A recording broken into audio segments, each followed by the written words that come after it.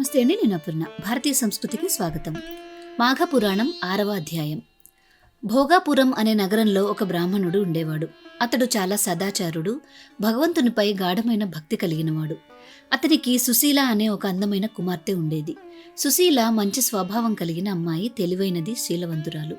చిన్నప్పటి నుంచే ఆమె భగవంతునిపై భక్తితో ఏదో ఒక వ్రతం చేస్తూ పురాణాలు చదువుతూ కాలం గడిపేది.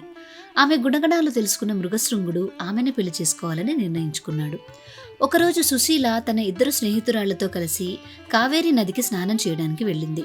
అదే సమయంలో అడవిలో నుండి ఒక పెద్ద ఏనుగు ఘీంకారం చేస్తూ వచ్చి ఆ 3 అమ్మాయిలను భయపెట్టింది.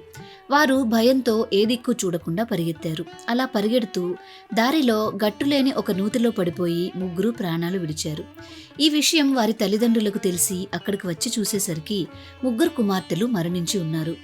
ఈ వార్త మృగశృంగుడికి తెలిసిన వెంటనే అతడు కూడా అక్కడికి వచ్చి ఆ మృతదేహాలను చూశాడు. అతనికి అపారమైన దుఃఖం కలిగింది. వారిని ఎలా అయినా బ్రతికించాలని నిర్ణయించుకున్నాడు. అతడు తల్లిదండ్రులతో, మీ పిల్లల శరీరాలను కాపాడండి అని చెప్పి దగ్గరలో ఉన్న కావేరీ నదిలో దిగి ధ్యానం చేయడం మొదలుపెట్టాడు. అంతలో అదే ఏనుగు మళ్లీ గర్జిస్తూ అక్కడికి వచ్చి నీటిలోకి దిగింది. కానీ మృగశృంగుడు ఏమాత్రం భయపడలేదు. అచంచలమైన మనస్సుతో ధ్యానం చేస్తూనే ఉన్నాడు. ఏనుగు అతని ఎదురుగా నిలబడి కొంతసేపు గమనించింది. తరువాత తన తొండంతో మృగశృంగుడిని ఎత్తి తన వీపుపై కూర్చోబెట్టుకుంది.